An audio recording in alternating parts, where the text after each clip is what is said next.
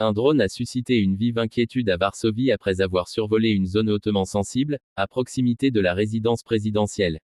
L'appareil a été rapidement neutralisé par les forces polonaises, mais l'incident a provoqué une onde de choc dans la capitale. 2 citoyens biélorusses, accusés d'avoir piloté le drone, ont été arrêtés.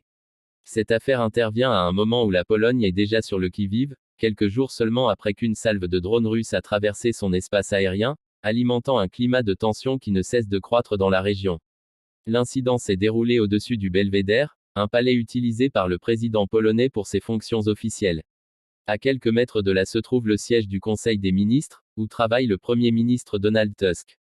Le fait que l'appareil ait pu atteindre cette zone symbolique et stratégique soulève des questions sur les failles possibles dans la sécurité aérienne du pays.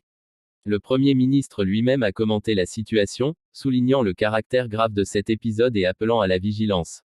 Pour Varsovie, il ne s'agit pas d'un simple accident, mais bien d'une provocation calculée. Ce qui intrigue particulièrement les autorités, c'est que le drone ne provenait pas de l'extérieur. Contrairement aux engins russes qui avaient traversé la frontière quelques jours plus tôt, celui-ci a été lancé directement depuis le territoire polonais. Cette révélation change la nature de l'affaire. Elle laisse penser que des réseaux liés à Moscou ou à Minsk sont déjà actifs à l'intérieur de la Pologne.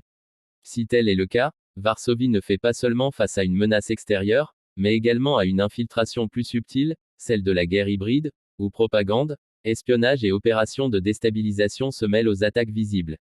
Dans un contexte où la Russie poursuit son offensive en Ukraine, chaque incident de ce type prend une dimension symbolique et politique majeure.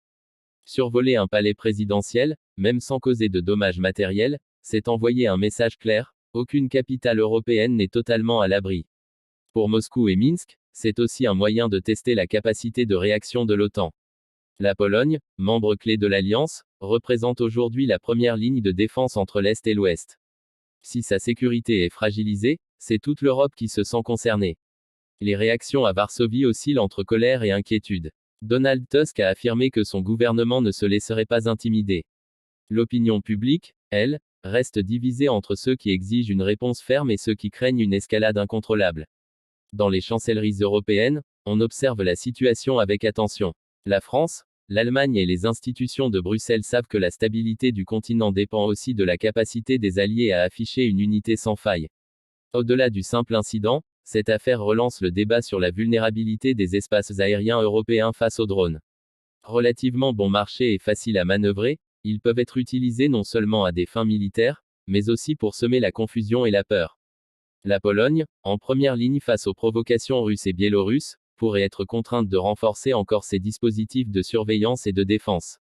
Reste une question centrale: comment l'OTAN doit-elle réagir?